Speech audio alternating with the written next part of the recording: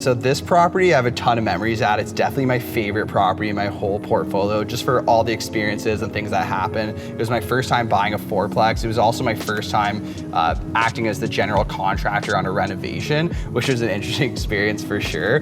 But some of the highlights we'll actually talk about on this one was that I inherited a few bad tenants. One of them, actually in the span of 3 days, was late on rent, got arrested at the house, and then third, I discovered they had a full-grown pig living in the unit.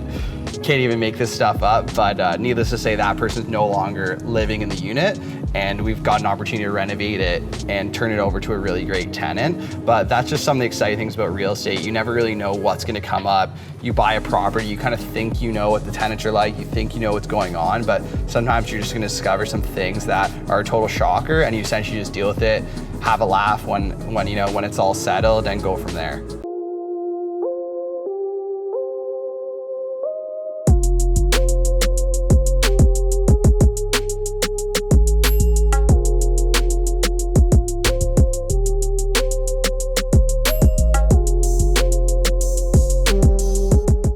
This was the first fourplex property that I bought. I remember when it was listed on the market around $530,000. That seemed like a really, really low price point. I thought this thing would sell for sure into the 600,000s in an offer competition.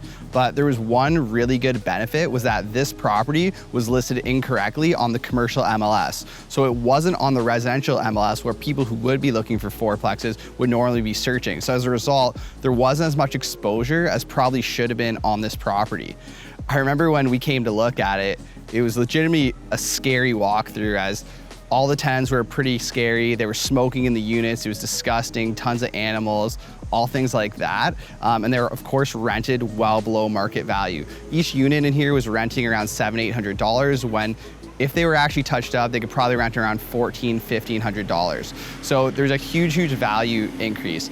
So the reason I actually really like properties with tenant issues is that sometimes you have an opportunity to raise the value significantly without investing that much money. So if you're doing a large scale renovation for 80, 100,000, that could cost you a lot in order to raise the value. But sometimes when you have properties with tenant issues, you can evict people for little to no cost at all for legitimate reasons, and just that alone is going to result in a big value spike. So for this property specifically, we were able to turn over 3 of the 4 tenants within the first month. In addition, we did about renovation about $30,000 across 3 different units. Flooring, paint, some new bathrooms, but nothing really too crazy.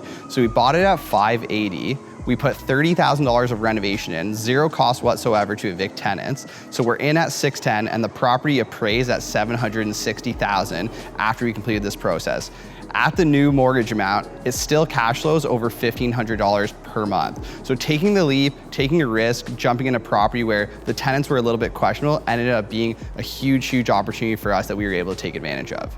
So one more thing about this property that I love, aside from all the value increase opportunities with the existing property, if you can see here, it sits on about a double lot. There's a whole side parking lot for this property. We could probably have 20 parking spots there if we really wanted to, but the value really is the opportunity to potentially build another home there or sever this property. It cash flows a lot as is. If there's an opportunity to sever the property, maybe we can sell that land for $100,000 or something like that down the road. That's just another opportunity we have to make a little bit more money out of this structure.